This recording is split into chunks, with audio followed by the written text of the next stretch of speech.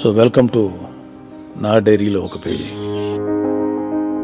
తెలియటమే మేము చూడటం సావిత్రి గారి సినిమాలు, అంటే రామారావు గారు, సావిత్రి గారు, నాగేశ్వరరావు గారు, సావిత్రి గారు, ఇలాంటి పెద్ద హీరోల పక్కన అద్భుతమైన కాంబినేషను మహానటి సావిత్రి గారు. అంటే మాకు ఎంత గొప్పగా ఇన్వాల్వ్ అయ్యేవాళ్ళం అంటే చిన్నప్పుడు సావిత్రి గారు ఏడిస్తే మాకు ఏడుపు వచ్చేది, సావిత్రి గారు సంతోషం ఉంటే మాకు సంతోషం వేసేది. అంటే ఆవిడ ఎలా చూసేవాళ్ళం అంటే మా ఇంట్లో ఒక మెంబర్ లాగా ఫీల్ అయ్యేవాళ్ళం. యూజువల్గా ఆర్టిస్టులకు ఉన్న అదృష్టం ఏంటంటే చాలామంది అన్న అన్న అని పిలుస్తుంటారు, చిరంజీవి గారిని, పవన్ కళ్యాణ్ గారినో, లేకపోతే కొంతమంది హీరోలను. అంటే నా వీళ్ళందరూ నా వాళ్ళు అనేటువంటి ఒక ఫీలింగు ప్రతి అభిమానికి ఉంటుంది. అలాగే మాకు అంతకన్నా ఇంకొంచెం ఎక్కువ ఉండేది, ఎందుకంటే మాకు సినిమా తప్ప వేరే ఎంటర్టైన్మెంట్ ఏమి లేదు. సో రామారావు గారిని, సావిత్రి గారిని, అంటే మనం ఇష్టపడే వ్యక్తులను కుటుంబ సభ్యులుగా, మనం నచ్చే వ్యక్తులను గౌరవంగా అట్లా చూసేవాళ్ళం. అలాగా కుటుంబ సభ్యుల్లాగా ఫీల్ అయిన వ్యక్తుల్లో అక్కినేని నాగేశ్వరరావు గారు, సావిత్రి గారు, ర్యాలింగ్ గారు, ఇలాంటి కొంతమంది యాక్టర్స్ ఉండేవాళ్ళు. అదేవిధంగా రామారావు గారిని చాలా గౌరవంగా చూసేవాళ్ళు. ఆయన్ని ఒక రిలేటివ్గా ఫీల్ అవడానికి మాకు వచ్చేది కదా, ఎందుకంటే ఆయన మరి జైగాంటిక్ ఇమేజ్ వల్ల ఏంటో ఆయనతో ఒక రెస్పెక్టబుల్గా ఉండేది. నాగేశ్వరరావు గారు మా ఇంట్లో వ్యక్తి అనే ఫీలింగ్ ఉండేది.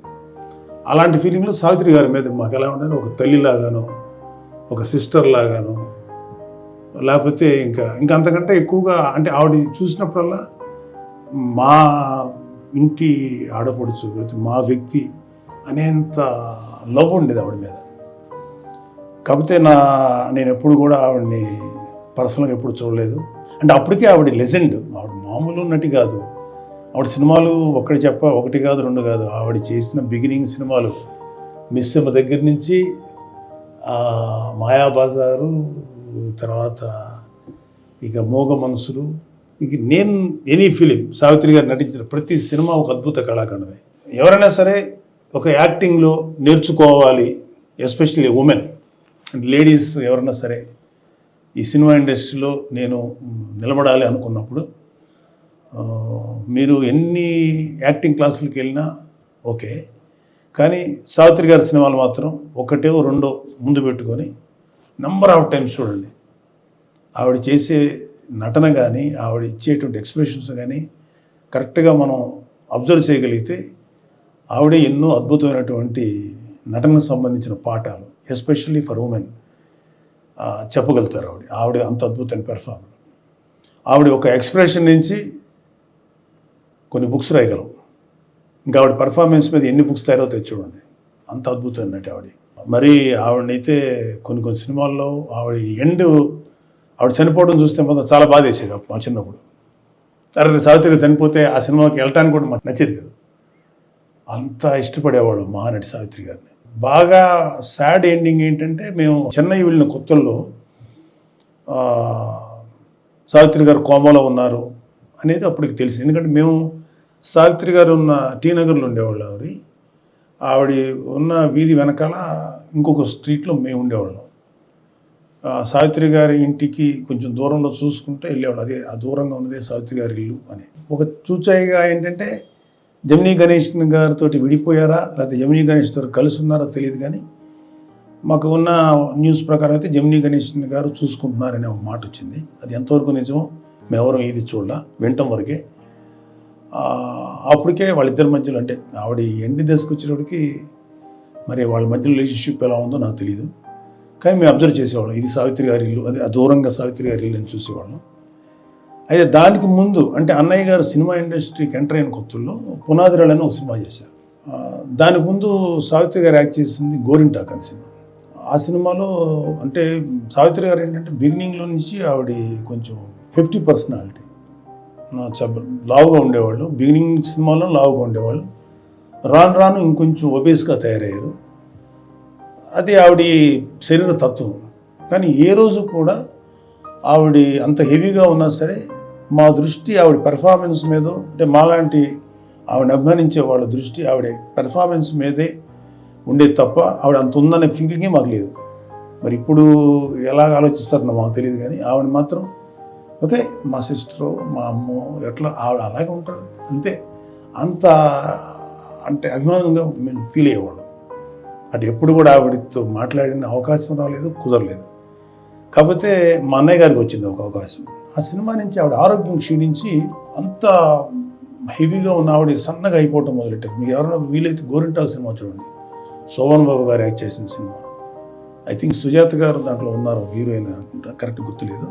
బట్ ఆ సినిమాలో మాత్రం ఆవిడ సాంగ్ ఉంది, గోరింటాకు పోచింది కొమ్మ లేకుండానే, సావిత్రి గారు యాక్ట్ చేశారు. సన్నబడిపోయారు. అప్పుడే మేము బాధపడేవాళ్ళం, ఏంటి సావిత్రి గారు ఇలా సన్నబడిపోయారు అంటే. అప్పటికే ఆవిడ యొక్క ఇది తగ్గింది, కానీ స్టిల్ ఆవిడ కనపడితే ఆ గౌరవం మాకు ఉండేది, మేమంతా ఆవిడ ఇష్టపడేవాళ్ళం. తర్వాత పునాదిరాలకు వచ్చేటికి బాగా బలహీనమైపోయారు. ఆ ఫొటోస్ చూసాం మేము అప్పుడు. అయితే ఆవిడ ఎంత మంచి ఆవిడ అంటే, ఎంత మహానుభావురాలంటే, చిరంజీవి గారు ఫస్ట్ టైము ఆయన ఇంకా ఫిల్మ్ ఇన్స్టిట్యూట్ కోర్స్ పూర్తి కాలేదు, కాకముందే ఇంటి ఆల్మోస్ట్ కోర్సు ఇంకో 2 నెలల ముందుగా ఆయనకి పునాదిరాల్లో యాక్ట్ చేసే అవకాశం వచ్చింది. నరసింహరాజు గారు మెయిన్ లీడు, అన్నయ్య వాళ్ళ ఫ్రెండ్స్ క్యారెక్టర్స్. అలా యాక్ట్ చేస్తున్నప్పుడు, అంటే ఇది అన్నయ్య గారు నాకు చెప్తే మీకు చెప్తున్నాను, సావిత్రి గారు అంటే ఈ సినిమా ఇండస్ట్రీ ఎలా ఉంటుందంటే, ఆర్టిస్ట్కి డిమాండ్ ఉన్నప్పుడు ఒక రకమైన రెస్పెక్ట్, డిమాండ్ తగ్గేటికి కొంచెం అటెన్షన్ ఎవరైతే డిమాండ్ ఉంటుందో వాళ్ళ మీద వెళ్తుంది. బట్ స్టిల్ ఆ బ్యానర్లో ఆవిడని గౌరవంగా చూసుకునేవాళ్ళు, ఆవిడ స్థాయికి తగ్గట్టుగా. సో అన్నయ్య గారు ఆవిడని చూసినప్పుడు, ఫస్ట్ టైం ఆవిడ చూసిన తర్వాత, అన్నయ్య గారికి ఒక మంచి హ్యాబిట్ ఉంటుంది. ఎవరైనా పెద్దవాళ్ళు కానీ ఎవరైనా గొప్పవాళ్ళు అనిపిస్తే, అంటే ఆయనకున్న మంచి హ్యాబిట్ కళ్యాణబాబు గారు కూడా ఉంది, పెద్దవాళ్ళ కాళ్ళకు దండం పెడతారు. అలాగా సావిత్రి గారి మొట్టమొదటి సినిమా షూటింగ్కి వెళ్ళినప్పుడు తల్లి క్యారెక్టర్ వేశారనుకుంటాను, నరసింహరాజు తల్లి క్యారెక్టర్. అన్నయ్య గారు వాళ్ళందరూ ఫ్రెండ్స్ ఉంటారు. వెళ్ళి ఆవిడ కాళ్ళకు దండం పెడితే ఆ మహానటి అన్నయ్య గారిని మనస్ఫూర్తిగా ఆశీర్వదించింది, నువ్వు పెద్ద స్టార్ అవుతావు బాబు. నిజంగా ఆ రోజుకి మాకు ఇండస్ట్రీలో ఎటువంటి ఏ హోపు లేదు, వేర్ జస్ట్ న్యూ ఎంట్రన్స్ అంతే. ఎలా ఉంటుందో అన్నయ్య గారి ఫ్యూచర్ మాకు తెలియదు. మేము ఎలాంటి లైఫ్ అన్నయ్య గారికి వస్తుంది, తద్వారా మేమందరం ఇంత ఎక్స్పోజ్ అవుతున్న విషయం మాకు ఏమీ తెలియదు, జీరో.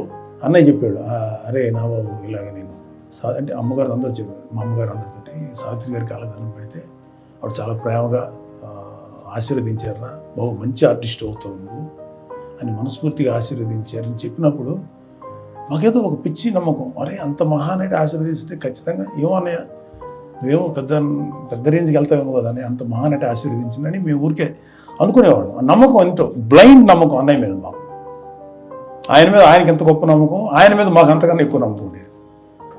సో అలాగా సావిత్రి గారి యొక్క సందర్భం రావటం. ఆ తర్వాత కొన్ని రోజులకి చదువు అయిపోయిన తర్వాత అన్నయ్య గారు ఒక 4-5 ఏళ్ళు అయిన తర్వాత మేము టీ నగర్ అన్న దగ్గరికి వెళ్ళినప్పుడు, అప్పటికి ఆవిడ కోమాలోకి వెళ్ళిపోయారు.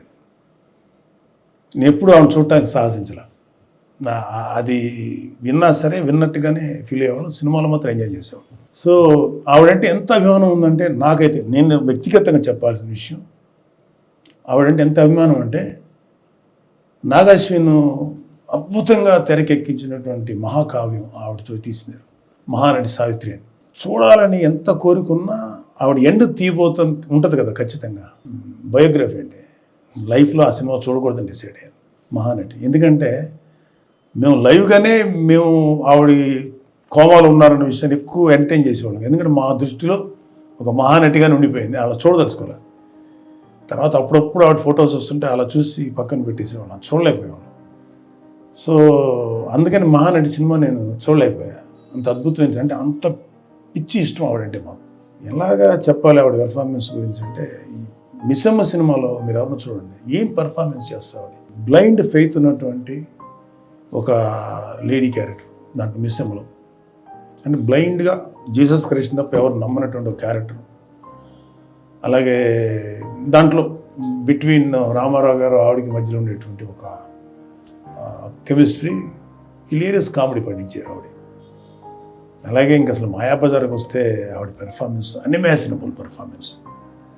అంటే ఎంత ఉండేదంటే ఆవిడ పెర్ఫార్మెన్స్, రంగారావు గారిలాగా ఘటోద్గచుడిలాగా ఆవిడ లేడీ గెటప్లో రంగారావు యాక్టింగ్ చేసింది ఆవిడ. అసలు విచ్ ఇస్ నాట్ పాసిబుల్. మామూలుగా ఈరోజు మరి ఎవరన్నా చేయగలుగుతారా అంటే మేబీ ఐ డోంట్ నో. ఆ సినిమాలో చెప్తారా, నేను కూడా ఆ సినిమా చూడాల, ఒక కణ్ నుంచి నీటి బొట్లు రావాలంటే ఇలాంటివి చాలా వాళ్ళు కలెక్ట్ చేశారు నాగ్ అశ్విన్ గారు వాళ్ళు. అది నాకు తెలిసిన ఇన్ఫర్మేషన్ అయ్యి మాకు అప్పట్లో సినిమా ఇండస్ట్రీలో ఎస్వి రంగారావు గారిని ఎక్కువ చెప్పుకునేవాడు. అంటే నటనకు వచ్చేటప్పటికి ఆయన పెర్ఫార్మెన్స్ అంత అద్భుతంగా ఉండేది.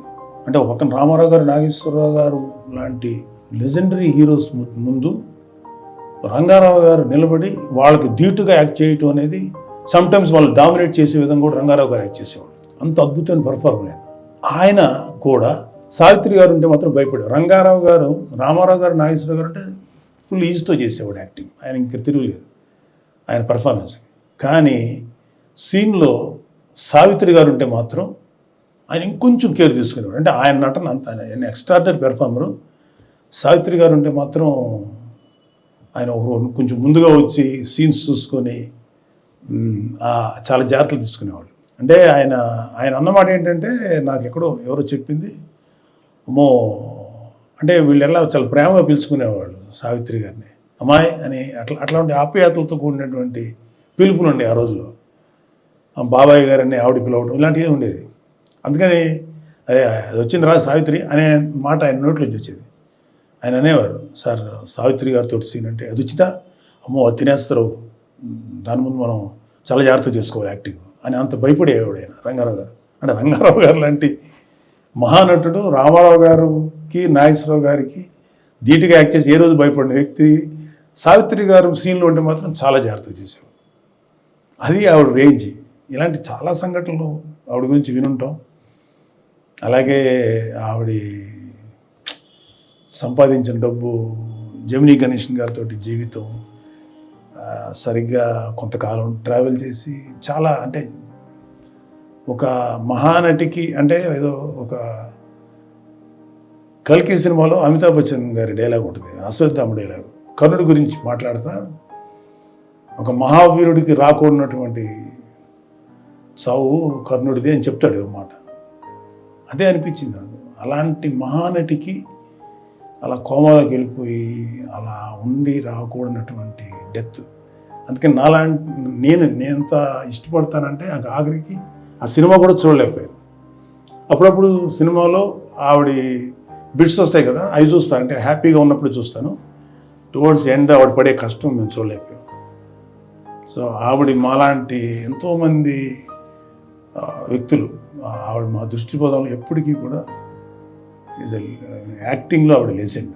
నాకు తెలిసి ఆవిడ కాంటెంపరీ హిందీలో మీనా కుమారి గారిని ఒక ఆవిడ ఉండేది. కొంచెం సావిత్రి గారి పోలికలు ఉంటాయి ఆవిడ కూడా.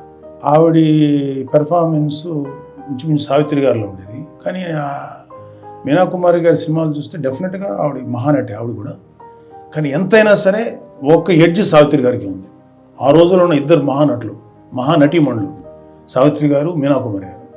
మీకు ఎవరైనా కావాలంటే ఇద్దరు ఫోటోలు తెప్పించుకోండి. ఇద్దరు దగ్గర పోలికలు ఒకలా ఉంటాయి. కానీ ఎంతైనా సరే నాకైతే వ్యక్తిగతంగా అయితే సావిత్రి గారు ఆవిడకన్నా ఒక ఎడ్జ్ ఆవిడకే ఉంది, సావిత్రి గారికి, మీనా కుమారి గారి మీద. సో నాకు తెలిసి ఇవాళ ఎనీ గ్రేట్ హాలీవుడ్ హీరోయిన్స్ ఎవరైనా సరే ఈ రోజు దాకా చరిత్ర ఉన్నంతకాలం సావిత్రి గారిని మించిన మహానటి మాత్రం ప్రపంచంలో లేదు.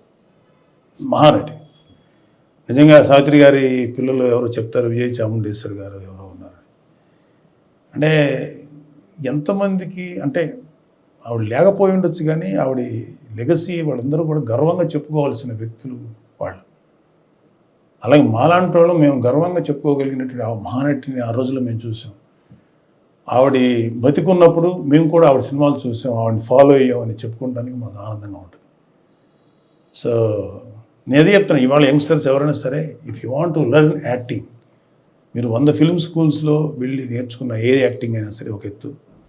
సావిత్రి గారి సినిమాలు చూసి ఆవిడ ఏ సీన్కి ఎలా రియాక్ట్ అయ్యారు, ఎలా యాక్ట్ చేస్తారు, క్యారెక్టర్ని తను ఎలా తీసుకుంటుంది, ఎలాగా ఆవిడ పర్ఫార్మెన్స్, అంటే ఆ క్యారెక్టర్ని ఎలా ప్రొజెక్ట్ చేస్తుంది, ఎలా క్యారీ చేస్తుంది, అది మాత్రం all youngsters should see and learn from her.